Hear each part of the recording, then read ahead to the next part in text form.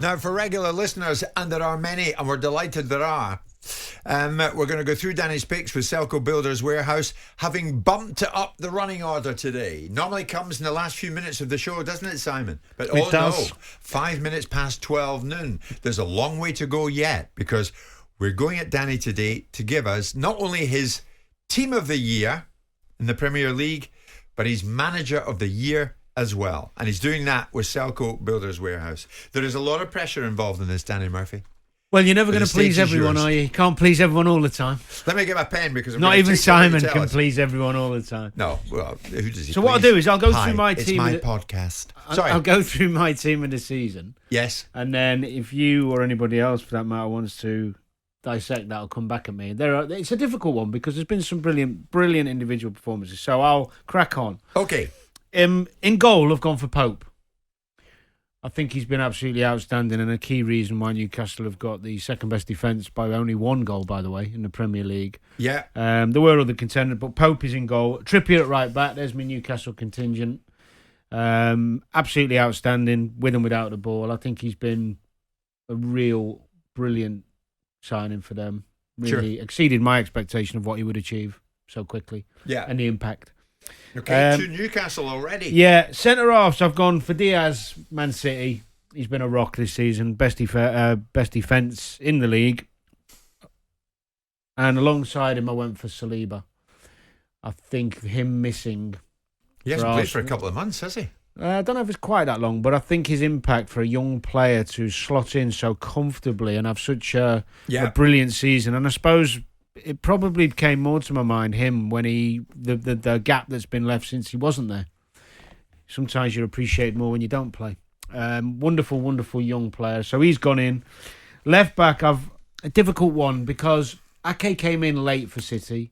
Shaw's done well at times, but also away from home, they've had real bad days. And so I've gone for Zinchenko because I think for 3/4 of the season, his ability to play out from the back, come into midfield, I think he's been another reason why Arsenal have done so well. So I've had to put Zinchenko in there. Dan Burn deserves a mention, but I think Zinchenko's had a bigger impact. 3 in midfield, 1 holding, 2 attacking. The 2 attacking ones are the easiest part of the team. Kevin De Bruyne and Odegaard. Odegaard's creativity, goals, leadership. He's been sensational. He's been Arsenal's best player for me. And De Bruyne speaks for itself. No, nothing else needed, really, when you talk about Kevin De Bruyne. That's how good he is. He's as near to perfection as you can get, is he not? Yeah. And he's also so pleasing on the eye, and the way he glides across the pitch. Everything he does is just beautifully executed. I described him a bit like the Federer of football in an article recently. I like that. It is, it's just effortless. Yeah. Do you like that one, Simon? I think it's wonderful. I think it's the best thing I've ever heard. Oh, thank you. Thank you very much. That is a compliment. Okay. I'll take that with all the endorsement, but you had it all the same. I'll take it without the tongue. Okay. Holding player was the hardest one because I think the impact Casemiro's had on Manchester United has been huge. Steady Eddie. But I'm going for Rodri. Oh, right. Because Rodri's level of performance has been his best so far in a City shirt. He's played nearly every game. His durability is phenomenal. And he's starting to add some goals. Now, I know Casemiro's coming to United side with lost a lot less talent. Not Casemiro, I'm on about the United team compared to City's. And so his impact's been really good, and arguably, you could argue his impact's been greater. But the success that City are going to have and have already have means that Rodri just tips Casemiro. Okay. And the front three, pretty standard. Haaland down the middle, couldn't be anyone else. I've gone for Rashford on the left because since he came back from the World Cup, what he's done, his goals, nothing short of phenomenal, really. Nobody else on the left-hand side. Grealish has had a good season, but... Rashford is in there, though. And on the only United player, On the right, I was torn between Saka and Salah because Salah's goals this season, he's got 30 and 50, I think 19 or 20 in the Premier League. I've gone for Saka because only because the age... He's done it at 4. What has he got? 15 goals in a side that's competed for the league. And again, Saka's durability, playing week in, week out. I'm not sure he should have played in every game, to be honest, the 8 games in Europe, but that's a different debate for another day. But I've gone for Saka just because I think he's the young player of the year and he needs to be in there. So not one Liverpool player in there this year? Salah would be in there in terms of if I was picking a team tomorrow to play in a final, would I have Salah ahead of Saka? Yeah, I would. But for the whole season, for the impact of a young player, 21 years of age, to be able to do it and bring Arsenal forward the way he had to go in. Were you tempted to put Ramsdale ahead of Pope? You've put Pope ahead of Ramsdale. No. Thank you, I like Ramsdale a lot.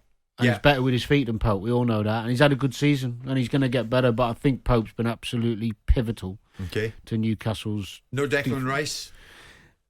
Did he come close? He would come close in terms... No, actually, not this season. He can't. He hasn't had the impact Casemiro's had, and he's not done as well as Rodri. But would he do as well as Rodri, and would he do as well as either of those two in those teams? There's an argument for that. Okay. There's an argument for McAllister or Caicedo of Brighton, isn't there? No. Okay, thanks, Danny. No. So, Nick Pope in goal of Newcastle. Across the back, Trippier, Diaz, Saliba and Zinchenko. In front of them, De Bruyne picks himself, Odegaard, with Rodri in front of them. And then Saka, Haaland and Rashford. Would you like to give us a sprinkling of opinion on this one, I Mr. just Jordan? imagine how angst-ridden he must have been considering this choice where he couldn't have put his surrogate sons, Mason Mount and James Maddison, into the mix. Well, we haven't seen Mason for a while, have we? No, he hasn't played. All right. I would have. Well, for what my opinion's worth, I would have liked to see Kyle Walker in that side. Yeah, but I think he's been remarkable this season. He's been remarkable in the last third of the season. If you remember, in the first third, if not longer, of the season, he wasn't playing. They played Rico Lewis as that inverted right back for quite a long time, and there was a question mark over is Walker done. You know, this is how incredible it is when Walker comes in ready. Maybe not about a third of the season he was not playing. Yeah. So I think it's a difficult one when you team of the season. Who's played the majority of the season, not who's had little impacts. Why Rashford? Why? Because he scored some goals before the World Cup. He wasn't completely out of it. He was still contributing, and then when he came back, he just kicked on again. And I think without him, United wouldn't be in the position they're in. Well, okay. Did you think Ollie Watkins, did he come into the mind at all? No. Okay. All right. Although he's been brilliant, but it's a good one. Good shout. Yeah. You can't remember everyone when you're asked to do these things. And 28 goals for Kane, right? But that's an easy. If you're playing one up front, Kane or Haaland. Yeah. Come on. No, of course. That's like a Jim White, Simon Jordan kind of argument. It is, isn't it? Yeah. You're Haaland. Thank you, Danny. Thank you very much indeed. So who's your manager of the season? Well, I think there's some outstanding jobs this season. Obviously, Eddie Howe. Nobody's thought that. I don't think... I certainly didn't think that Steve Cooper was going to be able to keep Forest in the league with the amount of players that come in. But I think with what happened to Bournemouth at the beginning of the season and Scotty leaving after the 9-0 and everyone thinking they're done, I think the job Gary O'Neill's done, I'd put him just ahead of Cooper. Because I think when you look at the Bournemouth squad, it would take a very brave man. I'd like to find one who thought they were going to stay up beginning of the season. So I mean, if this was after, say, the Champions League final and Pep and City have done the 3, would it be Pep? Do you know what? No, because you expect it from Pep because he's such a genius. They just keep... So Pep could win the treble but not be your manager of the season? Of course he would be, in terms of success. But I still think what Gary O'Neill's done at Bournemouth is monumental. Because they were done. That squad is not good enough in terms of what you think at the beginning of the season. You're looking at it going, it's not got enough. Then it gets hammered. Then they lose the manager. Then he comes in, steadies the ship. Then they fall away again. Then he picks them up again. Pep, you kind of expect him to just keep winning all these trophies, don't you? Yeah. Which could hardly be a flaw or a fault. But if tomorrow manager of the season was given to Cooper, to Eddie Howe, to Pep, to Gary O'Neill, they'd all be worthy winners, wouldn't they? Yeah. Who's your manager of the season, Simon? Yeah, who is? Out of curiosity. I think that if you're looking at manager of the season, you have to factor in what criteria you're judging them by. If the criteria is about winning things, then you have to give it to Pep Guardiola, because ultimately his team are the best team in the league. They win the league. I would make the case that if you have a team that's won the league the previous year and you buy the best centre forward in world football, you should win the bloody league. So I would argue that case. But there's also more component parts to management than just setting them up on a pitch. You have to manage their mentalities and their egos and all that goes with it, which is a managerial skill that doesn't get as much representation as it should. I would go probably Eddie Howe. Yeah. You go Eddie Howe? Yes. Right. Because their brand of football has been exhilarating. Yeah. Exhilarating. And I mean, they've replaced Leeds, that were a couple of years ago everyone's favourite second side. Newcastle are now in that place. All the vitriol about who owns their football club and every journalist get cut up. I've been lost in the ether of what he has doing with that side.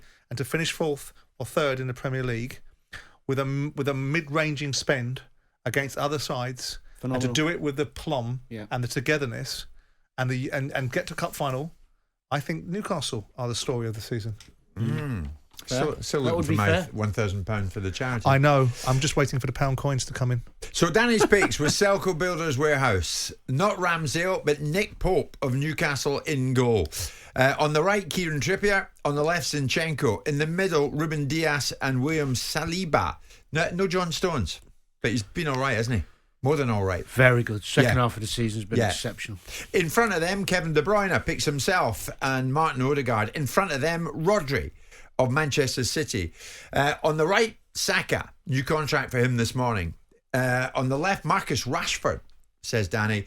And in the middle, the one and only, and it only could be Erling Haaland. And manager of the year, the man that has come out on that one on top is Bournemouth's Gary O'Neill. You can give us your thoughts on that. 81089. Do you agree with Danny? Do you disagree? You're more than welcome to shoot us a message, and we shall name one or two of you on air. Let us know. 81089. Jim White and Simon Jordan, Monday to Thursday morning, 10 till 1. On AM, on DAB, via the talkSPORT app and on your smart speaker. talkSPORT.